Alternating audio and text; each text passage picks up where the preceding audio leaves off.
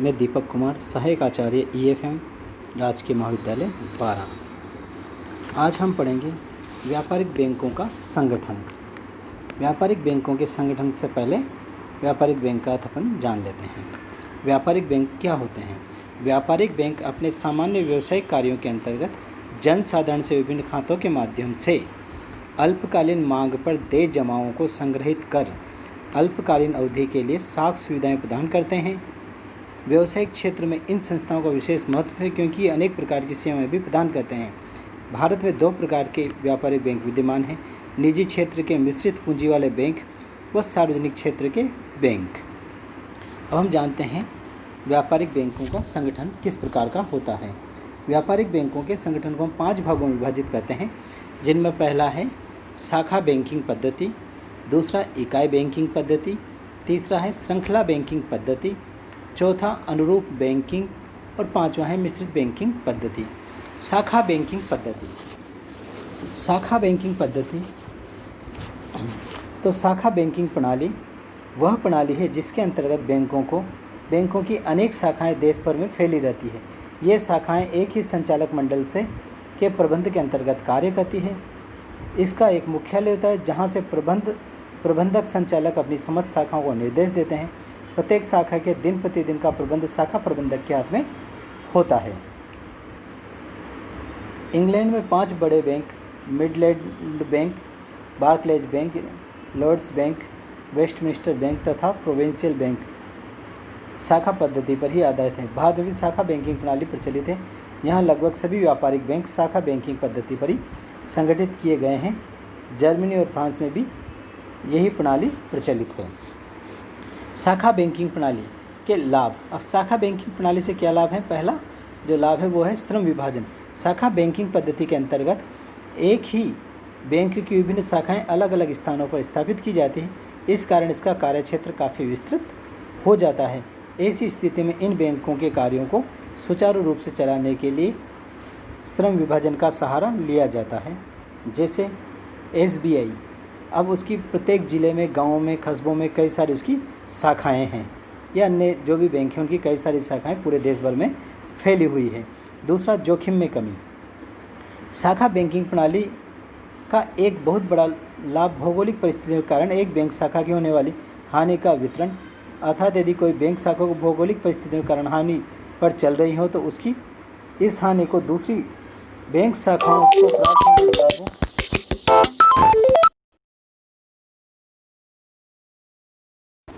अर्थात एक बैंक शाखा की हानि का भार विभिन्न बैंक शाखाओं में वितरित हो जाता है।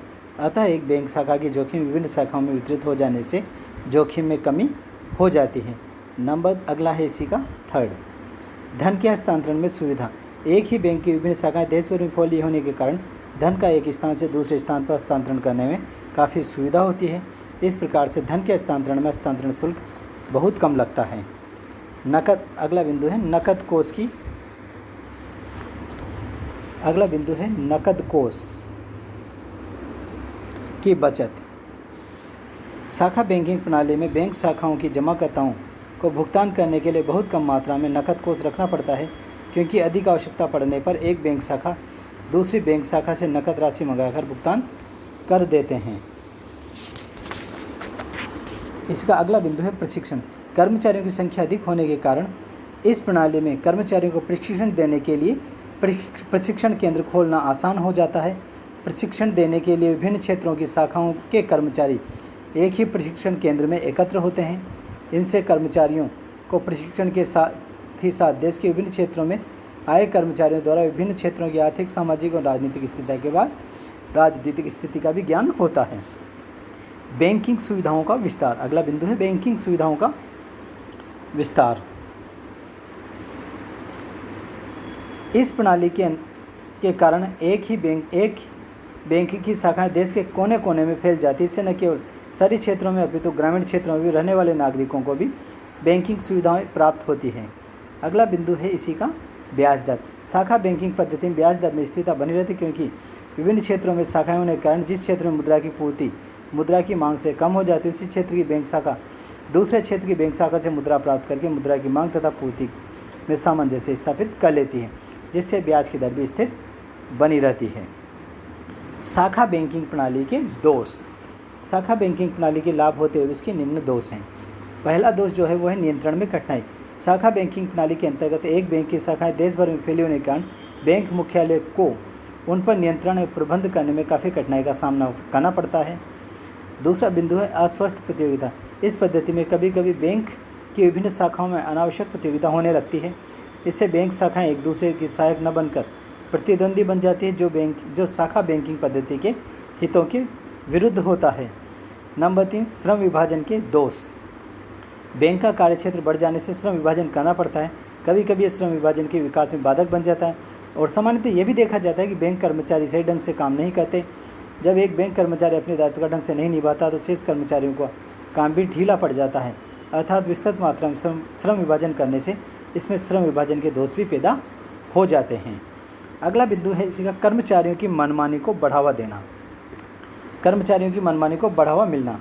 शाखा बैंकिंग पद्धति के कारण कर्मचारियों की मनमानी करने की भावना प्रबल होती है, क्योंकि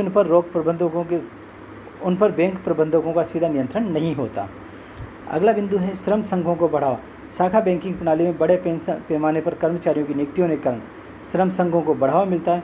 वे अपनी छोटी छोटी मांग को लेकर प्रबंधक वर्ग पर अनुचित दबाव डालते हैं, हड़ताल तालाबंदी जैसी स्थितियाँ उत्पन्न करते हैं, जिससे बैंकिंग कार्यों में बाधा उत्पन्न होती है। अगला दोष है पहल शक्ति का अभाव। इस पद्धति के अंतर्गत सभी शाखा प्रबंधकों का कोई भी निर्णय लेने के लिए बैंक के मुख्य कार्यालय पर निर्भर रहना पड़ता है। मुख्यालय के आदेश अनुसार कार्य करना पड़ता है। इससे शाखा प्रबंधकों तथा कर्मचारियों को पहल करने की क्षमता भी समाप्त हो जाती है। खर्चीली पद्धति। शाखा बैंकिंग पद्धति के अंतर्गत जगह जगह बैंक शाखाएं स्थापित करने के लिए पूंजीगत व्यय करने पड़ते हैं। नए स्थानों पर शाखा स्थापित करने पर प्रारंभिक वर्षों में बैंक को हानि उठानी पड़ती है। नई शाखाओं की होने वाली हानियों का भार अन्य शाखाओं को उठाना पड़ता है। और अगला जो दोष है वो है दुर्बल शाखाएं। इस प्रणाली के अंतर्गत एक शाखा की हानि दूसरी शाखाओं द्वारा पूरी कर दी जाती है। इस प्रकार अनार्थिक शाखाएं भी जीवित बनी रहती है। अगला बिंदु है स्थानीय कोषों का बड़े स्थानों पर प्रयोग। इस पद्धति के द्वारा बैंक की शाखाएं छोटे छोटे स्थानों की बस्तों को संग्रह करती है, लेकिन इन बस्तों का उपयोग आर्थिक रूप से विकसित क्षेत्र में औद्योगिक एवं आर्थिक विकास हेतु की गई वित्त की मांग को पूरा करने के लिए किया जाता है। परिणामस्वरूप पिछड़े हुए क्षेत्र पिछड़े ही रह जाते हैं। इकाई बैंकिंग। इकाई बैंकिंग क्या होती है? एक ही कार्यालय तक सीमित होती है। इकाई बैंकिंग एक ही कार्यालय तक सीमित होती है। इन्हें विशेष परिस्थितियों में सीमित क्षेत्र में बैंक शाखाएं खोलने का अधिकार प्राप्त होता है। यह पद्धति अमेरिका में काफ़ी प्रचलित है। कभी कभी बैंकों का कार्यक्षेत्र भी निश्चित कर दिया जाता है। इस प्रणाली में बैंकों की स्थापना होने पर देश में बैंकों की संख्या बहुत अधिक हो जाती है। इकाई बैंकिंग प्रणाली के गुण। इकाई बैंकिंग प्रणाली का पहला जो गुण है वो है प्रबंध तथा निरीक्षण में सुविधा। इस प्रणाली के अंतर्गत बैंक का आकार तथा कार्यक्षेत्र सीमित होने के कारण इसके प्रबंध, निरीक्षण तथा नियंत्रण में काफ़ी सुविधा रहती है तथा निरीक्षण एवं नियंत्रण वे भी काफ़ी कम होता है। दूसरा बिंदु है इसका स्थानीय हितों की सुरक्षा। इस प्रकार की बैंकिंग प्रणाली में स्थानीय हितों की विशेष रूप से ध्यान रखा जाता है। बैंक के नियम स्थानीय आवश्यकताओं के मद्देनजर रखते हुए बनाए जाते हैं। इनका कार्यक्षेत्र सीमित होने के कारण मैनेजर के पद पर स्थानीय व्यक्ति की नियुक्ति की जाती है, जो क्षेत्र विशेष की परिस्थितियों तथा लोगों की आवश्यकताओं से भली भांति परिचित होता है और इस प्रकार की प्रणाली से स्थानीय हितों की रक्षा होती है। इसका तीसरा बिंदु है आर्थिक शक्ति का विकेंद्रीकरण। इस प्रणाली के अंतर्गत बड़ी बड़ी बैंकिंग कंपनियों के स्थान पर छोटे छोटे बैंकों की स्थापना की जाती है। इस कारण बैंकिंग व्यवस्था में किसी एक बैंक का महत्वपूर्ण वित्तीय साधनों पर आधिक्य स्थापित होने का भय नहीं रहता। अगला बिंदु है स्वतंत्र व्यवसाय सिद्धांत के अनुकूल। यह प्रणाली स्वतंत्र व्यवसाय सिद्धांतों के सर्वथा अनुकूल है, क्योंकि इसके अंतर्गत निजी व्यवसाय को अपनी योग्यता के प्रदर्शन का पूर्ण अवसर प्राप्त होता है। अगला बिंदु है इसका व्यक्तिगत प्रेरणा। इस प्रणाली के अंतर्गत बैंक या स्वामित्व एवं प्रबंध स्वतंत्र होने के कारण प्रबंधक को व्यक्तिगत रूप से निर्णय लेने की प्रेरणा भी प्राप्त होती है और प्रत्येक कर्मचारी उत्साह तथा उत्तरदायित्व की भावना से भी कार्य करता है। अगला बिंदु है दुर्बल बैंकों का अंत। इस प्रणाली के अंतर्गत वही बैंक बाजार में जम बना रह सकता है जिसकी आर्थिक स्थिति मजबूत हो तथा लाभ अर्जित कर रहा हो। ऐसे बैंक जिन्हें लाभ प्राप्त नहीं हो रहा हो वे शीघ्र बाजार से निकल जाते हैं। क्षेत्रीय विकास बैंक, इस प्रकार की बैंकिंग पद्धति के कारण क्षेत्रीय विकास को बढ़ावा मिलता है, क्योंकि इन बैंकों का द्वारा स्थानीय वस्तुओं का एकत्रीकरण करके स्थानीय उद्योगों एवं आर्थिक विकास के क्षेत्र में विनियोग किया जाता है। इससे आर्थिक विकास की गति को बढ़ावा मिलता है। अगला है इकाई बैंकिंग प्रणाली के दोष। पहला, श्रम विभाजन तथा विशिष्टीकरण संबंध नहीं। इस पद्धति के अंतर्गत बैंकों को उनके छोटे आकार, सीमित कार्य क्षेत्र तथा व्यवसाय के कारण श्रम विभाजन तथा विशिष्टीकरण के लाभ प्राप्त नहीं होते।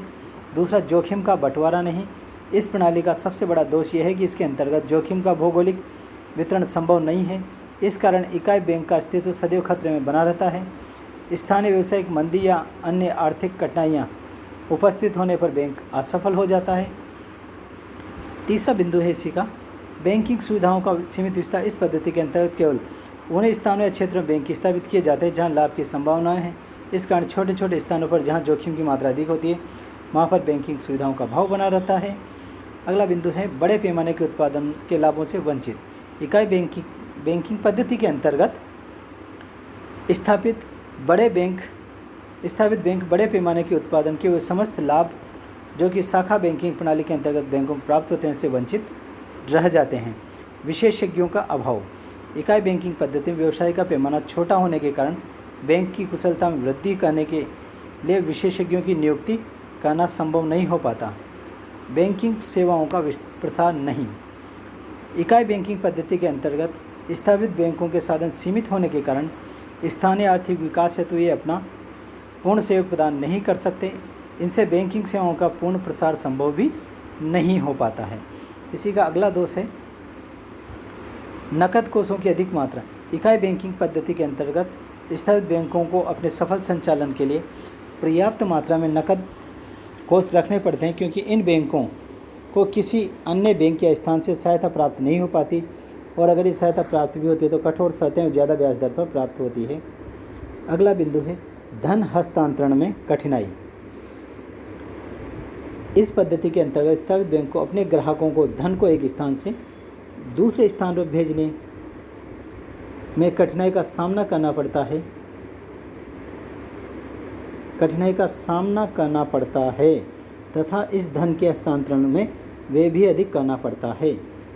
अगला बिंदु है ब्याज दरों में असमानता। इस प्रणाली में मुद्रा का एक स्थान से दूसरे स्थान पर भेजना असुविधाजनक तथा व्ययपूर्ण होने के कारण देश के सभी भागों में ब्याज की दरों में असमानता पाई जाती है। अगला और अंतिम बिंदु है इसका सरकारी नियंत्रण में असुविधा। इकाई बैंकिंग प्रणाली के अंतर्गत बैंकों की संख्या अधिक होने के कारण सरकार या केंद्रीय बैंक के द्वारा बैंकों पर नियंत्रण एवं निरीक्षण करना असुविधाजनक होता है, क्योंकि प्रत्येक बैंक पर अलग अलग निगरानी करना अत्यंत कठिन कार्य है। आगे है श्रृंखला बैंकिंग। श्रृंखला बैंकिंग इस प्रणाली के अंतर्गत एक व्यक्ति या व्यक्तियों के समूह का दो या दो से अधिक बैंकों पर नियंत्रण होता है। इस प्रणाली के अंतर्गत प्रत्येक बैंक अलग अलग होने के बावजूद एक स्वामित्व के अधीन होने के कारण इनमें आपसी संबंध स्थापित हो जाता है। इस कारण इसे श्रृंखला बैंकिंग कहते हैं। इस प्रणाली का प्रचलन सर्वप्रथम अमेरिका में ही हुआ था। इसके गुण हैं, इस प्रणाली के अंतर्गत सभी बैंकों के साधनों का उचित उपयोग संभव होता है। बैंकों के साधनों का अच्छा उपयोग होने के कारण उनकी आय में वृद्धि होती है। तीसरा बिंदु है, इसके अंतर्गत कार्यरत बैंकों की कार्यप्रणाली कम खर्चीली होती है, क्योंकि उन्हें विज्ञापन का सहारा नहीं लेना पड़ता। चौथा, बैंकों का समन्वित प्रबंध होने के कारण उनमें परिवर्तन की गुंजाइश बनी रहती है। पाँचवा, सभी श्रृंखलाबद्ध बैंकों का नियंत्रण केंद्रित होने के कारण अधिक कुशल होता है। अगला बिंदु है, शाख का उचित वितरण होने के कारण बैंकों की जोखिम कम हो जाती है। इसके दोष हैं, इसके अंतर्गत एक ही केंद्रीय बोर्ड द्वारा बैंक का नियंत्रण एवं निरीक्षण होने के कारण प्रबंध कुशल नहीं हो पाता। दूसरा, सदस्य बैंकों द्वारा नियमों के उल्लंघन की संभावना भी बनी रहती है। अगला जो संगठन का रूप है वो है अनुरूप बैंकिंग। इस प्रणाली के अंतर्गत विभिन्न प्रकार के बैंक एक दूसरे के अनुरूप संबंध स्थापित करके कार्यों का सफलतापूर्वक संचालन करते हैं। इनमें किसी एक बड़े बैंक के पास विभिन्न बैंक अपना खाता खोलकर एक दूसरे से लेन देन करते हैं। इसके द्वारा खाते में जमा कोष का भी उपयोग लाभकारी तथा उत्पादक कार्यों में किया जा सकता है। आवश्यकता पड़ने पर ये बैंक आपस में ऋण तथा आर्थिक सहायता भी प्रदान करते हैं। अनेक बार बड़े बैंक छोटे बैंक को व्यावसायिक मामलों पर सलाह भी देते हैं। अमेरिका में इस प्रणाली का विशिष्ट स्थान है। इसके जो गुण हैं वो निम्न हैं। धन का संग्रह एवं शीघ्र हस्तांतरण। इस प्रणाली के अंतर्गत देश के बैंकों के चेकों का समाशोधन शीघ्र हो जाता है। इस प्रणाली के अंतर्गत देश के बैंकों के चेकों का समाशोधन शीघ्र हो जाता है अतः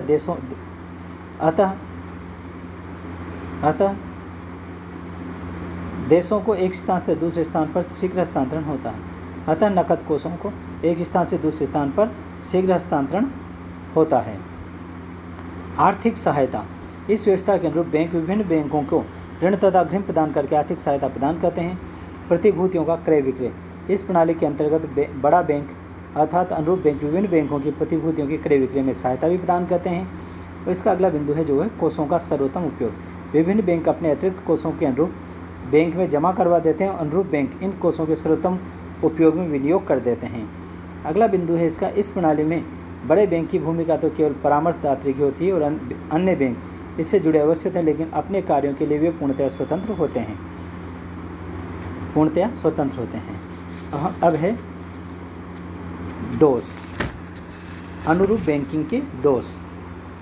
बड़े बैंकों का प्रभुत्व। हालांकि छोटे छोटे बैंक अपने कार्यों के लिए स्वतंत्र होते हैं, लेकिन अप्रत्यक्ष रूप से वे बड़े बैंकों के दबाव में काम करते हैं। दूसरा, साधनों की समस्या। बड़े बैंकों से जुड़े छोटे बैंकों का आकार छोटा होने के कारण उनके सामने वित्तीय साधनों के कम होने की प्रमुख समस्या होती है। तीसरा है अत्यधिक अग्रिम। इस प्रणाली का सबसे बड़ा दोष यह है कि एक शहर का अनुरूप बैंक अन्य बैंकों की जमाओं के आधार पर अत्यधिक अग्रिम प्रदान कर देते हैं, जो कि निस्संदेह सुरक्षा तथा तरलता सिद्धांतों के प्रतिकूल होता है। मिश्रित बैंकिंग प्रणाली। मिश्रित बैंकिंग प्रणाली सिद्धांत पर आधारित है कि बड़े उद्योगों को कार्यशील पूंजी हेतु अल्पकालीन ऋण, स्थायी पूंजी हेतु मध्यमकालीन ऋण तथा स्थायी पूंजी हेतु दीर्घकालीन ऋण प्रदान करें। ये बैंक निम्न सिद्धांत पर आधारित हैं। व्यापारिक बैंकों के पास बड़ी मात्रा में पड़े निष्क्रिय कोष पड़े रहते हैं, जिन्हें आसानी से दीर्घकालीन ऋणों को देने में प्रयोग किया जा सकता है। इस प्रकार के ऋणों को देने से बैंक के लाभ में वृद्धि होगी और उद्योगों का आर्थिक विकास में उद्योगों को आर्थिक सहायता उपलब्ध हो सकेगी। जर्मनी के औद्योगिक विकास में इन बैंकों का बड़ा योगदान, लेकिन प्रथम विश्व युद्ध के पश्चात इन बैंकों में फेल होने की प्रवृत्ति प्रारंभ हो गई, तो सन 1903 में इन बैंकों की स्थिति बड़े ही दुर्लभ हो गई। अब आगे है इसमें कौन सी बैंकिंग प्रणाली भारत के लिए उपयुक्त है। उपरोक्त बैंकिंग प्रणालियों का अध्ययन करने से स्पष्ट हो जाता है कि भारत जैसे गांव वाले राष्ट्र के लिए शाखा बैंकिंग प्रणाली ही उपयुक्त होगी, क्योंकि भारत एक विकासशील राष्ट्र है। विकासशील राष्ट्र होने के कारण यहाँ की जनता की प्रति व्यक्ति आय बचत करने की क्षमता, पूंजी निर्माण दर, बैंकिंग आदतें बहुत कम है। पिछड़े हुए क्षेत्रों में बैंक शाखा स्थापित करने पर हानि की संभावना बनी रहती है, जिसे इकाई बैंकिंग प्रणाली के अंतर्गत एक ही बैंक के वहन करना पड़ता है, जबकि शाखा बैंकिंग प्रणाली के अंतर्गत इस हानि को अन्य शाखाओं के लाभ से पूरा किया जा सकता है। इस कारण इसके अंतर्गत हानि की स्थिति में भी गाँव में बैंक शाखा स्थापित की जा सकती है।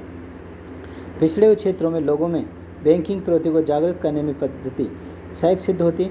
इन सभी बातों को मद्देनजर रखते हुए ये कहा जा सकता है भारत जैसे गाँव एवं विकासशील राष्ट्रीय विकास में शाखा बैंकिंग की पद्धति सहायक सिद्ध हो सकती है। धन्यवाद।